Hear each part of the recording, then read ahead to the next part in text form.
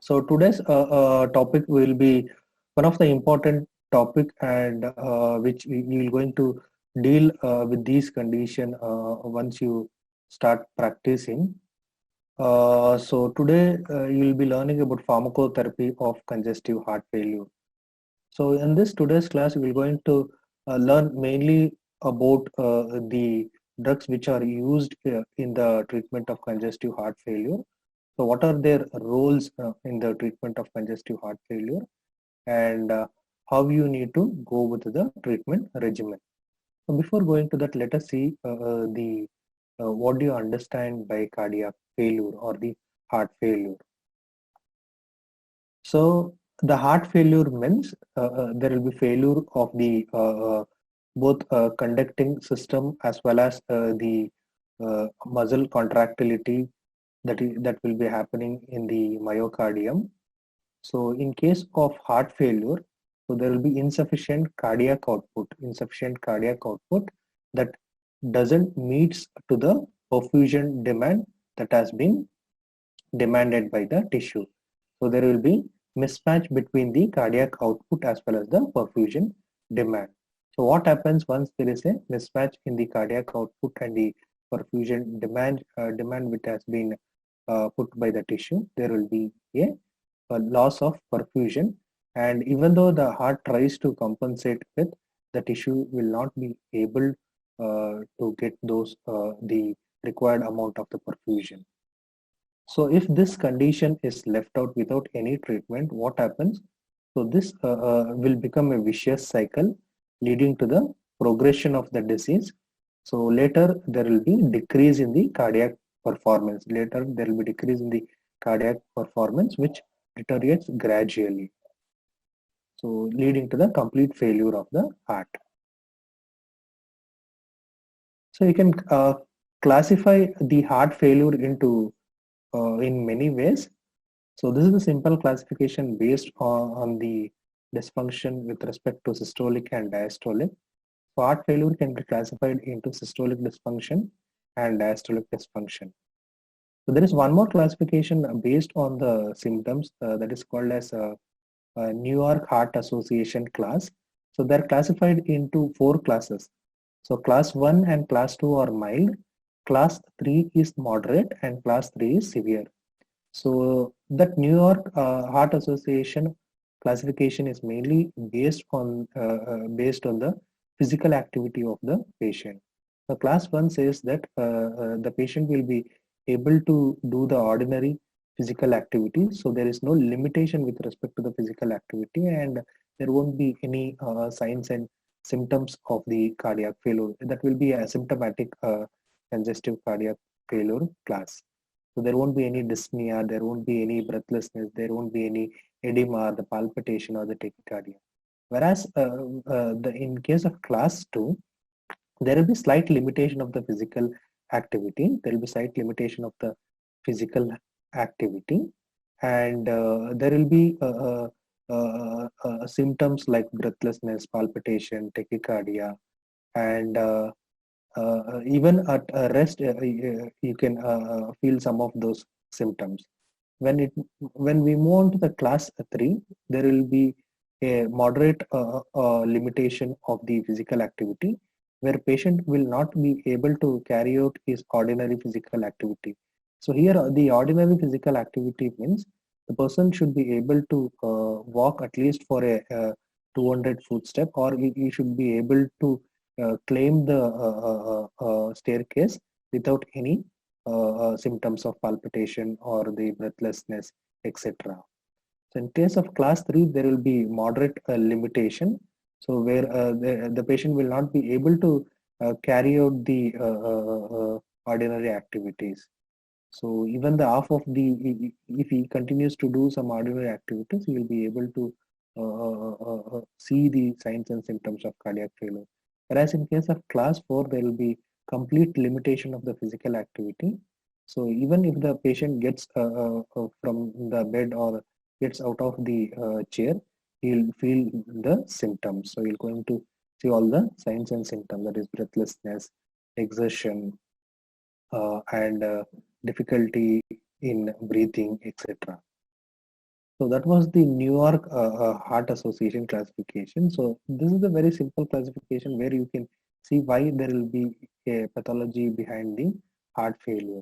So in case of systolic dysfunction, so just you need to remember the main difference between systolic dysfunction and diastolic dysfunction is here the ventricular pumping activity will be deficient in case of systolic dysfunction. So as you know that systolic activity is required for a proper adequate amount of cardiac output.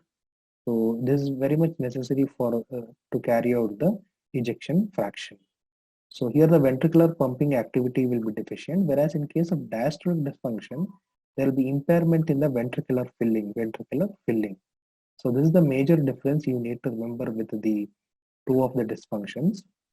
So once there is a pump activity fails, there won't be sufficient wall tension that is to be generated so that it can eject the adequate amount of blood into the circulation. So since the pump has failed, the cardiac wall is not able to create that sufficient tension so that there won't be a sufficient amount of blood that will be injected into the circulation. So what happens when the blood is not properly producing the ejection fraction? So what happens means the amount of blood which will be ejected out will be less. So the remaining amount of blood will remain in the ventricle. So it gets start collecting in the ventricle. So later the ventricle gets dilated. Again, it creates the higher wall tension, and again it develops the increase in the ejection pressure. So altogether it becomes a vicious cycle. Again, it tries to increase the ejection fraction by increasing the wall tension.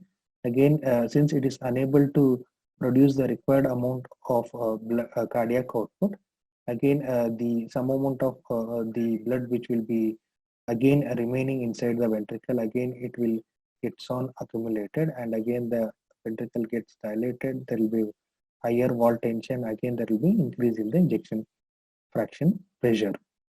So altogether it lead to decrease in the ejection fraction. So you may be thinking, what do you understand by ejection fraction? So ejection fraction, you can it is calculated in terms of percentage. It is stroke volume divided by end diastolic volume. So if you increase the stroke volume, ejection fraction will increase. If you increase the end diastolic volume, the ejection fraction will decrease. So ejection fraction is inversely proportional to the end diastolic volume.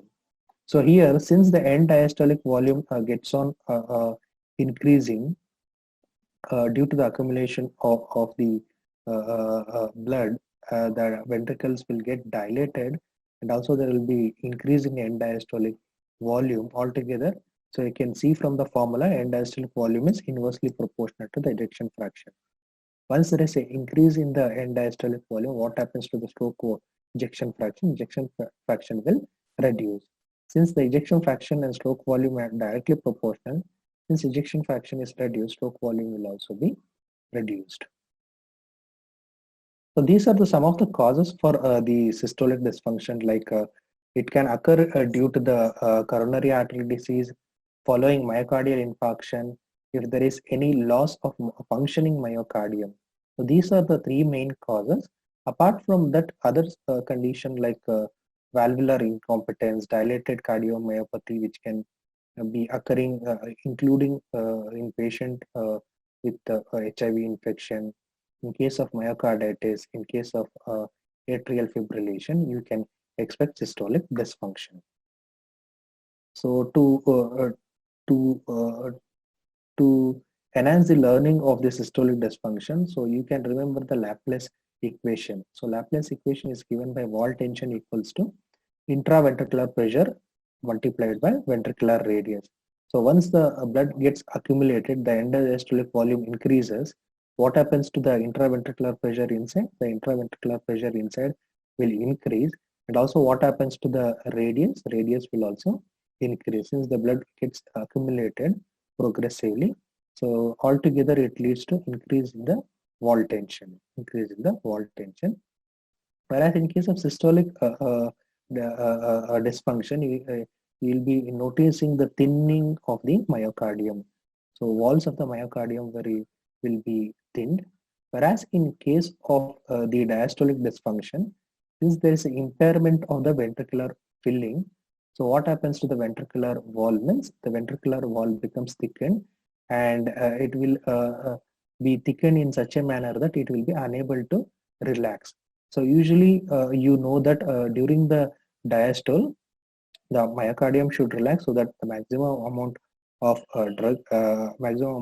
blood will be accumulated so that it can send it to the purification into the lungs. So this will be during diastole. So during the diastole, the ventricular filling will be impaired.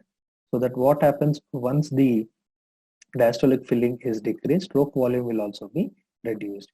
Here in case of diastolic dysfunction, you have to remember that some of the patient with diastolic dysfunction may have normal ejection fraction, whereas in case of systolic dysfunction, the patient will be having reduced ejection fraction. So what will be the causes for diastolic dysfunction? It can be due to long-standing hypertension. It can be due to left ventricular hypertrophy. It can be due to normal aging process. It can be due to stiffening of myocardial muscles, aortic stenosis, hypertrophic cardiomyopathy. Some of the AV shunts, even the congenital heart disease can lead to diastolic dysfunction. So let us see how we can target the drugs in the treatment of heart failure. So remember that most of the patients who are having any long-standing cases of heart failure, they'll be having both systolic dysfunction as well as the diastolic dysfunction. And also you will be having the almost similar symptoms with respect to systolic dysfunction and diastolic dysfunction. So the symptoms which you should remember is usually there is in case of diastolic dysfunction there will be back pooling of the blood. So what happens? There will be pooling of the blood in the periphery leading to the generalized anasarca. Generalized anasarca means there will be generalized edema all over the body, and also due to the compensatory mechanism, it can increase the stroke volume to maintain the effective filling pressure that can lead to congestion of the lungs, that can lead to symptoms like dyspnea, orthopnea, etc. So here you can see once the heart failure has started, so there will be reduction in the cardiac output. So once the cardiac output is reduced, the body itself recognizes it, and there are compensatory mechanism which will be occurring in the body. So as a compensatory mechanism, there will be increase in the stroke volume that will be matching with the increased filling pressure. So this increased stroke volume, which will be a compensatory mechanism that will be taken up by the body, that will create the congestive symptoms, like it will lead to venous engorgement, hepatic enlargement due to the backflowing of the blood. There can be peripheral edema. There can be pulmonary congestion, which can lead to dyspnea, difficulty in breathing, and renal congestion, which can lead to oliguria, that is a decrease in the urinary output. So apart from that, as a compensatory mechanism, once the heart failure has started, the body will increase the sympathetic tone. Sympathetic activity will be increased, leading to the stimulation of the beta 1 receptors in the heart. So the excessive or the prolonged stimulation of the beta 1 receptor in the heart will lead to apoptosis and fibrosis of the myocytes in the cardiac tissues. Whereas on stimulation of the alpha 1 receptor which is present in the blood vessel, this will lead to, since you know that what happens when alpha 1 receptor is stimulated in the blood vessel, it leads to vasoconstriction. So vasoconstriction will increase the afterload capacity, and there will be increase in impedance to the cardiac output. Since there is a resistance which is developing due to the vasoconstriction, there will be increase in the afterload, and there will be restriction of the cardiac output due to the vasoconstriction. There will be impedance to the cardiac output. Apart from that, also there will be activation of the RAS, that is the renin-angiotensin system. So once the renin-angiotensin system is activated, there will be excess stimulation or the release of the angiotensin 2. This angiotensin 2, you know that it is a potent vasoconstrictor. So it causes vasoconstriction. It can also cause left ventricular hypertrophy, leading to the myocardial remodeling and the cell death and fibrotic changes in the myocardium. And apart from that, it also increases the stimulation and production of the aldosterone. As you know that aldosterone is the one which will retain the sodium in exchange with the potassium loss. So retention of the sodium is one of the factors which can lead to edema, and also it can lead to indirect effects like fibroblast proliferation that can result in ventricular remodeling and stiffness of the ventricle. Apart from that, it can also increase the endothelin 1 release. You know that endothelin is responsible for vasoconstriction. So it causes vasoconstriction, thereby it also increases the proliferation of the cardiac tissue as well as the vascular myocyte, leading to fibrotic changes. Only thing which you can expect the beneficial effect is the through the compensatory mechanism is that there will be increased release of the natriuretic peptide, that is atrial natriuretic peptide and brain natriuretic peptide. It is released mainly due to the distension of the atrial and the ventriculars. So basically these two peptides will oppose the vasoconstriction as well as the sodium retention. So by this you can think of which are the system or the pathway you need to target so that you can reverse the heart failure.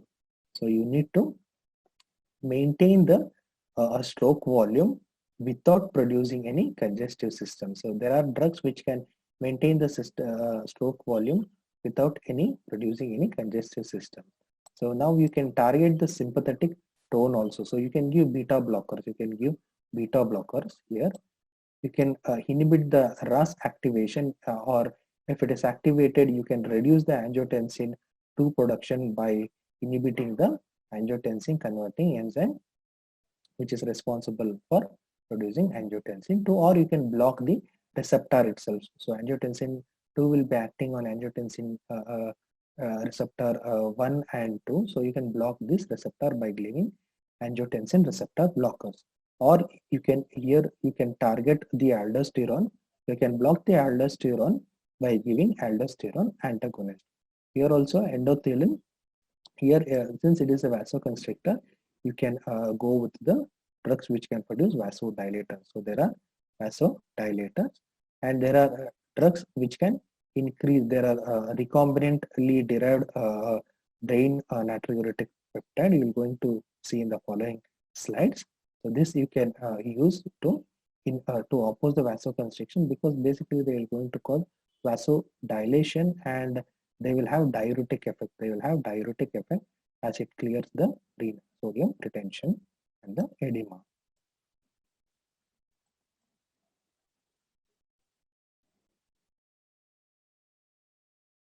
That's what before using any drugs. So once the heart failure has set, the body itself senses and the compensatory mechanism will be activated. So though we get the initial hemodynamic benefits, what happens is after the sometime there will be hypertrophy of the ventricles. There will be compensatory hypertrophy of the ventricles. So this can be very dangerous. So what it leads to means it will leads to alteration in the ventricular geometry. Ventricular fibrosis can occur, ventricular hypertrophy that leads to hampering in the ventricular filling. So finally leading to the ischemia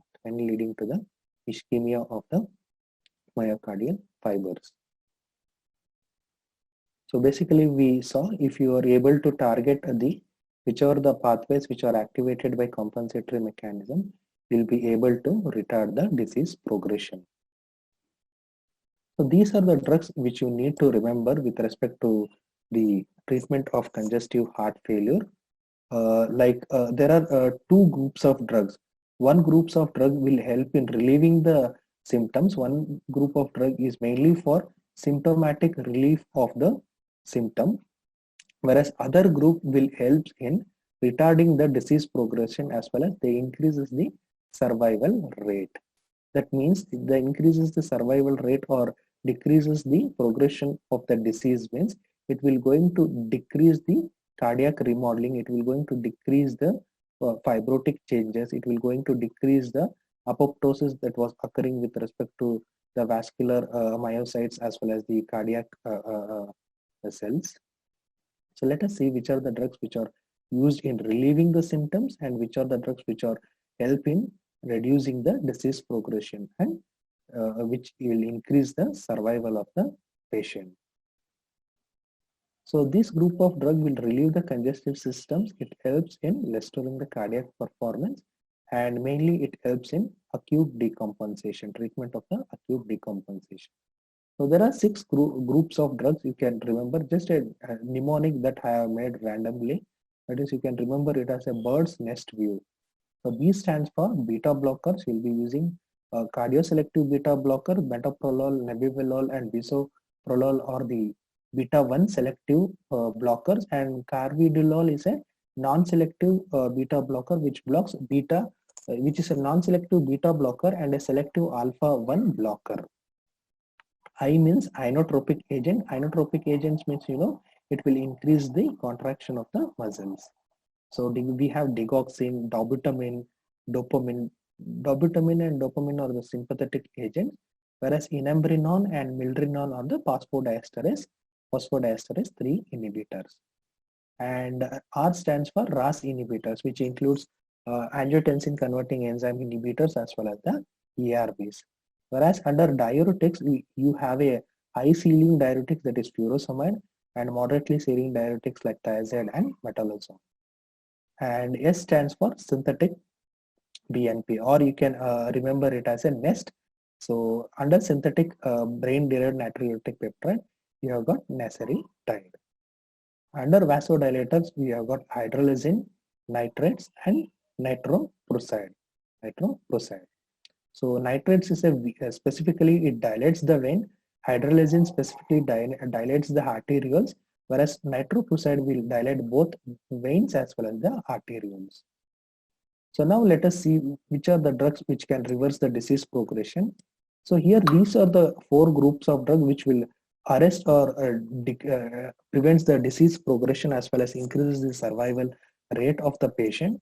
So it doesn't provide only this much of benefit. This also provide benefit in terms of relieving the symptoms also. So you can remember it as bars or you can remember it as ARBs. So I think ARBs will be easy to remember so that you can remember the aldosterone receptor blockers also. So here B stands for again beta blockers, A stands for aldosterone antagonists, specifically spironolactone and eplerenone. Under RAS inhibitors, you have got again AC inhibitors and ARBs, and S stands for sacubitril, which is a neprilysin inhibitor. So sacubitril is the drug which will going to prevent the degradation of the brain-derived natriuretic peptide. So if you are decreasing the metabolism or degradation of the brain-derived natriuretic peptide, you will be increasing the activity of the brain-derived natriuretic peptide like vasodilation, diuretic properties that will help in congestive heart failure. So in your exams, if anybody asks which are the drugs which can increase the survival rate in case of CHF, or which are the drugs which will prevent the disease progression, you should name these group of drugs. You should not tell the answer as digoxin. So your answer should be beta blockers, AC inhibitors, ARBs, and among the diuretics also, these are the weak diuretics. Spironolactone and eplerenone are the weak diuretics. So spironolactone and eplerenone are the drugs under diuretic agent which can increase the disease progression. But remember, not furosemide. Furosemide will not help in preventing the disease progression.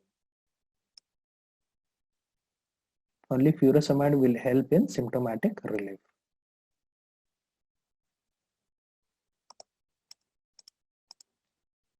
So that's what before till 1980s only they were using digitalis or the digoxin. So digitalis is a common name which will be used for digoxin or the group of drugs which mainly contracts the myocardium. So digitalis and diuretics were used only for symptomatic relief, and later after 1980 they found that even the ARBs, that is aldosterone antagonist, ACE inhibitors, and ARBs, beta blockers will help in the treatment of congestive heart failure. Mainly these drugs will going to increase the survival rate of the patient by decreasing myocardial apoptosis. They decrease fibrotic changes, thereby they decrease the ventricular remodeling. So if anybody asks the which are the primary therapeutic agents which are used in the treatment of CHF, you should name these drugs.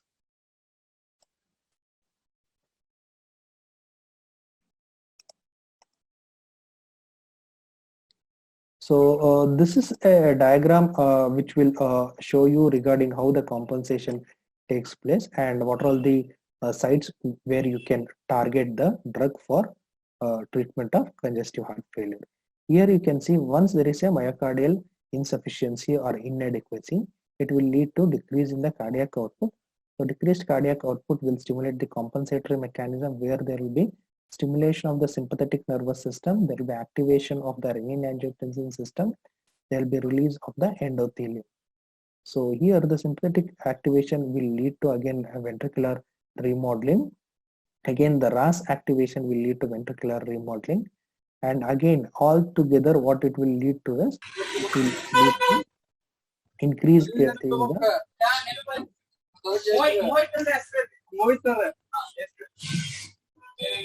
Please, one of you should unmute yourself. Siddharth.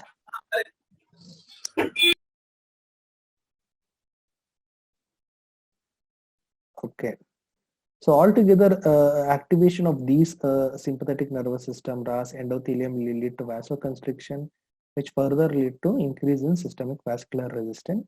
So increase in the systemic vascular resistance will increase the impedance to ventricular output. That is, they will decrease the cardiac output afterwards. So whereas once the RAS is activated, again the RAS will going to activate aldosterone production. The aldosterone will, you know that it will cause sodium retention. Again, there will be volume expansion, and this volume expansion will lead to ventricular dilatation. And volume expansion, initially it can increase the stroke volume, later there will be decrease in the stroke volume. So these are the target sites where you can target the specific sites for the treatment of heart failure. Like in sympathetic, if you want to decrease the sympathetic activity, you'll be giving beta blockers. To decrease the RAS activation, you can use the ACE inhibitors or ARBs.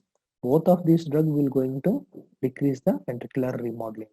Whereas to prevent aldosterone function, you need to give aldosterone antagonists like spironolactone and eplerenone.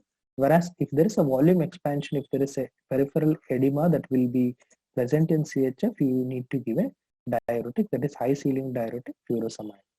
And whereas in case of, since there is a decrease in the cardiac output due to the increase in the peripheral vascular resistance, so this can be treated by giving arteriolar dilators like hydralazine, whereas venodilator will prevent the activity of the ventricular dilatation, where you can use here the nitrates can be used, where it will prevent the cardiac ischemia as well as the cardiac pain. Here to increase the myocardial activity, to increase the myocardial contractility, so you can use digoxin so that it will maintain the stroke volume. So altogether you can see that which are the drugs which will be decreasing the disease progression. You can see beta blockers are decreasing the disease progression by preventing ventricular remodeling. Even the ACE inhibitors, ARBs, are preventing the ventricular remodeling, and aldosterone, that is the spironolactone and eplerenone, are preventing the disease ventricular remodeling. So if they ask in your exam for 3 marks, name 3 drugs which prevents the ventricular remodeling in case of congestive heart failure patient, the answer should be beta blockers, RAS inhibitors, and aldosterone antagonists. So let us see the individual drugs in brief. So in, when we talk about diuretic agents, so all the symptomatic patients who are having the congestive heart failure symptoms, uh, generally they will be having a generalized edema. To mobilize those edematic fluid, you need to give a high ceiling diuretic. The example is furosemide. Example is furosemide. Furosemide is the diuretic of choice because it has got a high ceiling means the amount of fluid that will be excreted out with the furosemide will be high. So the amount of sodium as well as the water that will be excreted out will be very high. That is almost it will excrete uh, up to 20 to 30% of the sodium as well as the water will be excreted out. So usually the dose of drug should be started at very low dose, and only problem with respect to use of diuretic agent is in case of advanced heart failure patient, you need to use the diuretic agent for a prolonged duration of time. So while using it for to reduce the edema, so there can be chance of development of resistance to the action of the high ceiling diuretic. So what you want to do is to prevent the development of the resistance, you can add metolazone or spironolactone. Again, don't think spironolactone is the aldosterone antagonist. It also has got weak diuretic action, which can reverse the resistant property which has developed against the high ceiling diuretics. And apart from that, these are the specific mechanism by which diuretic will be acting. So once the water and the sodium contents are removed, so what happens to the systemic venous capacitance? Systemic venous capacitance will increase. So thereby it will decrease the preload. So thereby there will be decrease due to the decrease in the circulating volume. There will be decrease in the preload, further improving the ventricular efficiency. And second important function that will be carried out by the diuretic is they help in removing the edema. So thereby they prevents or remove the peripheral edema as well as there will be relief of the pulmonary congestion. So thereby there won't be any symptoms like dyspnea, orthopnea, etc. once you relieve the pulmonary congestion.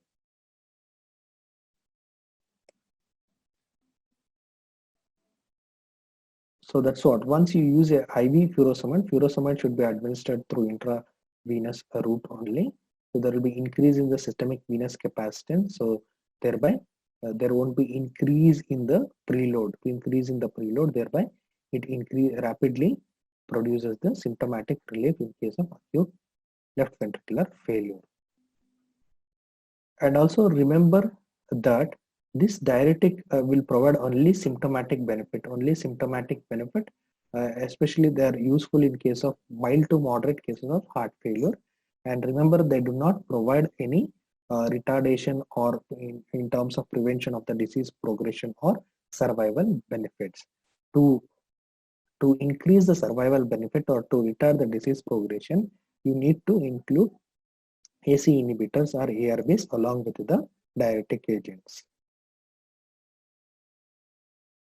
So here you can see that this is the flowchart which is showing the beneficial effect in terms of in which dysfunction the diuretic will be useful.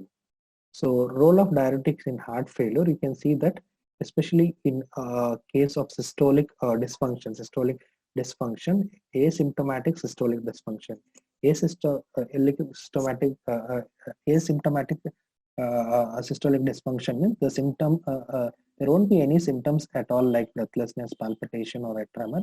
But if you take ejection fraction, the ejection fraction of the patient will be reduced. So here you can here you should use it very carefully because you can use it along with the AC inhibitors or other agent. If you are using the diuretic as a alone agent, you should be very careful with respect to the systolic dysfunction, because what happens means because already there is a decrease in the ejection fraction, decrease in the stroke volume, decrease in the cardiac output. If you are using a diuretic, so What is the action of diuretic? Action of diuretic is to remove the water and the sodium. So what happens to the circulating volume? Circulating volume will reduce. So thereby it can worsen the cardiac output. So even it can worsen the congestive heart failure. So cardiac output may be decreased. So it should not be preferred in a case of systolic dysfunction, but they are mainly preferred in case of those who are having predominant diastolic dysfunction in associated with normal ejection fraction, so that here in case of diastolic dysfunction, there will be prominent fluid retention due to the backflowing of the blood. So here you can use diuretic effectively. So here also, when you are using diuretic, you need to start with the very low dose. Make sure that you will not cause volume depletion. So if you are causing volume depletion, again there will be stimulation of the renin-angiotensin system and leading to again all those again it will worsen the heart failure.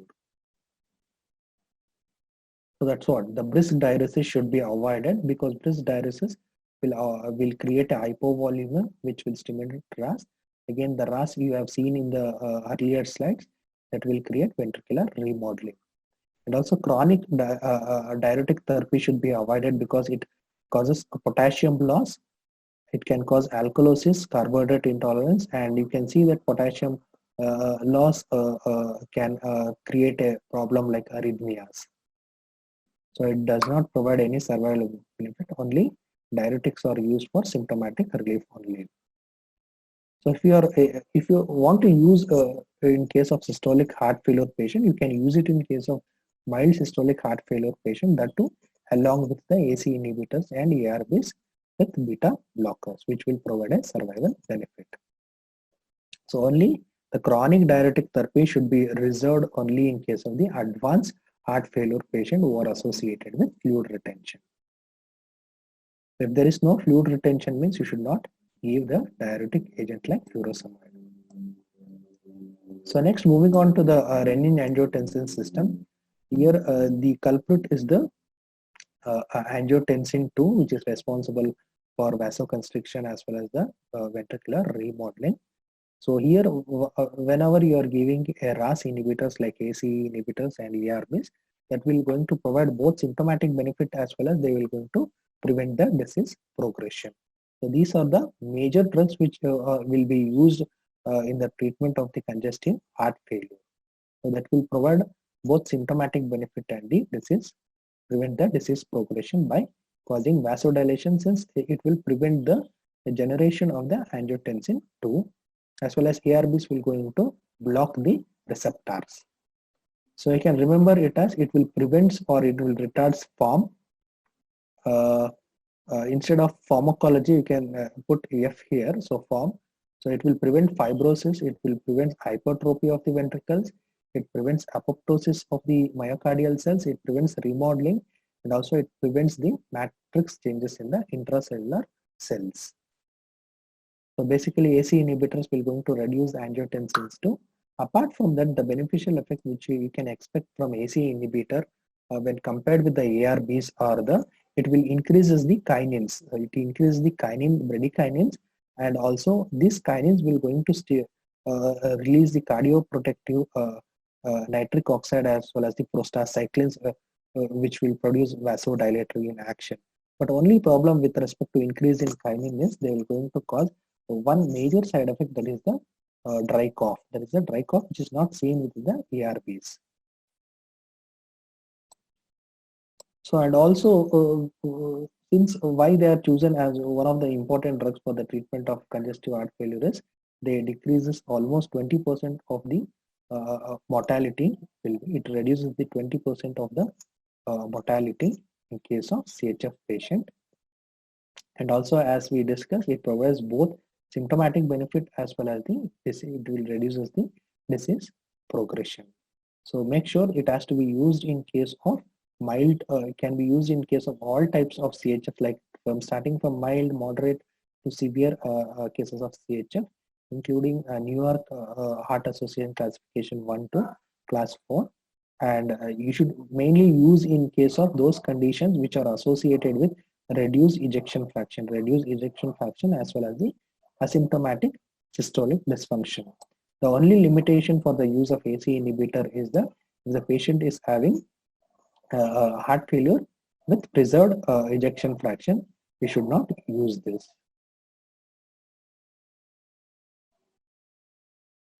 So in case of preserved ejection fraction, that means to say that will belong to the diastolic dysfunction, where the main preferred drug will be the diuretic agents. So again, you need to start the AC inhibitor with very low dose, and you need to gradually titrate it based on the response. Because why you need to start with the low doses, since to avoid the first dose hypotension, initial hypotension. So again, these are the ARBs. If the patient is not tolerant to AC inhibitor, if the patient is experiencing any cough due to AC inhibitors, or if the patient is having any deterioration in the renal function, or if the patient is having any renal artery stenosis, the AC inhibitors will be contraindicated. In such condition, you need to go with the ARBs. So although you can ask that whether AC inhibitor is having a greater benefit or the ARBs. So in terms of beneficial response, the long-term beneficial response is not known till now. The effectiveness in terms of treating CHF patient with respect to AC inhibitors and ARB remains, the effectiveness remains same with respect to both of these drugs, except for those adverse effects. So next, coming to the cardiac glycoside, these are the inotropic agent. So these were used initially as the first line drug, but since now we have got AC inhibitors, beta blockers, etc. So this can be used as one of the adjuvant drug based on the clinical symptoms.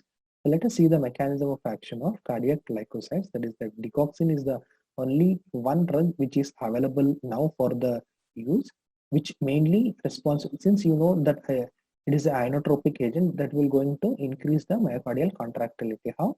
They decreases the sodium potassium ATPase which is present on the extracellular space of the myocardial fibers, and thereby it will lead to progressive accumulation of the sodium intracellularly. So this will be a direct action where it will inhibit this sodium potassium ATPase, and they will going to increase the sodium intracellularly. So in turn to this increase in sodium concentration intracellularly, this will increase the calcium concentration again by diminishing the calcium exclusion. So the calcium efflux will be prevented, leading to the increase in intracellular calcium. This is the indirect action leading to increased force of myocardial contraction.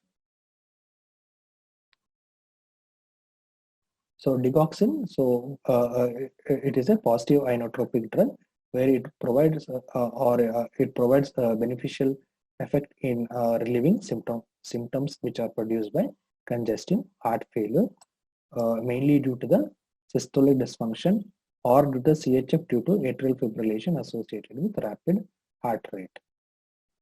So remember that digoxin is incapable of reversing any pathological changes. It doesn't have any survival benefits. Only it has got only it affords the symptomatic benefits. Here you can see once the digoxin increase the contractility, there will be increase in the ejection fraction. So there will be adequate amount of cardiac output will be there depending upon the filling pressure, and whatever the adequacy which has provided will not cause any congestive symptoms, and there will be increased tissue perfusion. So apart from that, it also leads to withdrawal or removing the sympathetic overactivity, thereby heart rate as well as the jugular venous pressure will come down.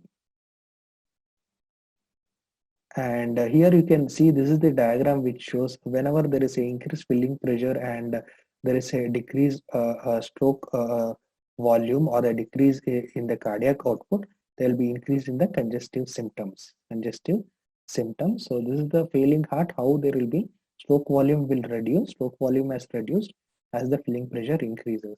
So this is the normal heart where as the filling pressure increases, even the stroke volume will increase. So what digoxin will do is they will going to increase the stroke volume, maintaining the filling pressure. So altogether, it removes the sodium water retention. It has got diuretic action. It prevents liver congestion, pulmonary congestion, and also it will increase the muscular activity. So remember that digoxin in case of dilated heart, which are associated with a low ejection fraction, they provide a symptomatic benefit. They restores the cardiac performance. Whereas in case of diastolic dysfunction, the patient with preserved ejection fraction, they do not respond much with respect to the diastolic dysfunction. Only the digoxin will be much more helpful in case of systolic dysfunction who are associated with low ejection fraction. So in case of all patients with low ejection fraction and who, as we discussed, the AC and ARBs are the main therapeutic agent which will be started at the beginning. So even after starting AC and ARBs, if the patient has got symptoms, you can go with the digoxin. You can go with the digoxin, which will increases the stroke volume and it will decrease all those congesting symptoms. Only the major limitations of using the digoxin is it is one of the low therapeutic index. It has got low therapeutic index. The monitoring has to be done for the use of digoxin. It is usually administered in the form of intravenous route. If you want to give a quick action, you can go with the loading dose and later with the maintenance dose. But only thing is you need to monitor it because of the low safety margin. And also it does not provide any beneficial response in terms of survival. Next, coming to the vasodilators. Here the vasodilators is mainly useful in case of acute heart failure, which are associated with episodic heart failure that can occur in case of advanced cases or following the acute myocardial infarction, where you need to give it through IV infusion. And whereas in terms of long-term management, the role is very limited. Only it can be used in case of chronic heart failures. So here is the flowchart which shows the vasodilator which dilates veins or the nitrates. So these nitrates will going to reduce the preload, whereas hydralazine will dilate the arterioles, which will reduce the afterload, whereas the sodium nitroprusside will reduce both the afterload as well as the preload by vasodilating the veins as well as the arterioles. So that's why once it decreases the preload, there will be blood pooling into the systemic capacitance vessel will increase. There will be increase in the systemic venous capacitance. Thereby, it reduces the ventricular end diastolic pressure as well as it reduces the ventricular end diastolic volume. As you saw in the diagram, ejection fraction was calculated based on the stroke volume and end diastolic volume. If the end diastolic volume decreases, there will be increase in the stroke volume. So it improves the effectiveness of the myocardial fiber shortening and it will improve the ejection of the blood. So in case of hydralazine, it will going to dilate the resistance vessels, thereby it removes the aortic impedance, thereby it improves the cardiac output, so that ventricle can pump the required adequacy of blood into the tissues. Only limitation with the hydralazine is it cannot be used for long-term use. It can cause marked tachycardia. It can cause worsening of the myocardial ischemia and fluid retention. Whereas with respect to nitroprusside, it has got both action where it decreases the ventricular filling pressure. It will decrease the systemic vascular resistance. Thereby, it improves cardiac output as well as it also helps in the renal perfusion. Its action is very quick and very brief, and it helps in removing any tide over crisis. That is it can be used in case of severely decompensated patients. But along with nitroprusside, you need to give a loop diuretic as well as other inotropic drugs can be used according to the signs and symptoms. So that's what they say that you can combine isosorbate dinate with hydralazine. Since hydralazine has got the renal vasodilating property, this can also increase. This can also provide the survival benefit.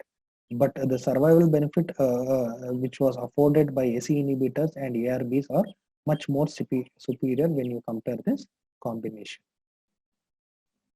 Or whenever there is a contraindication to the AC inhibitors or ARBs, you need to go with this combination. So when it comes to the beta blockers, we have seen which all the drugs which can be included in beta blockers. So mainly it is used in case of mild to moderate CHF. Remember, this always used along with the AC inhibitors plus or minus diuretics or digitalis. So only remember it provides survival. It also provides survival benefit.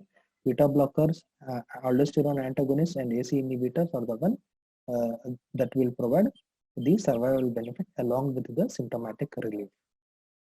Here, we should not confuse with respect to beta blocker action. There is little bit tricky with respect to the action which is provided by the beta blockers. Here, beta blockers early once you start a beta blocker, there will be early hemodynamic changes where it will going to depress the cardiac contractility as well as the ejection fraction. As the dose increases gradually, so there will be improvement in the ejection fraction as well as the cardiac performance with the titration of the dose slowly. And beneficial effect that can be expected out of beta blockers, long-term beneficial effect are it decreases the hospitalization, it decreases the worsening of the heart failure, it decreases the incidence of cardiac death as well as the sudden death. So these are similar to the beneficial effect which are provided by AC inhibitors, like it antagonizes the wall tension, it will decreases the myocardial apoptosis, pathological remodeling, and also it prevents the arrhythmia. So basically it will going to take away the sympathetic activity as well as the RAS activation and release of the endothelin 1. So these are some of the precautions which you need to take care when you are using a beta blocker. That is, it can be used in mild to moderate, but remember it should be always used along with the AC inhibitors. So it can provide the decrease in the mortality rate up to 35%, including in case of severe congestive heart failure patient.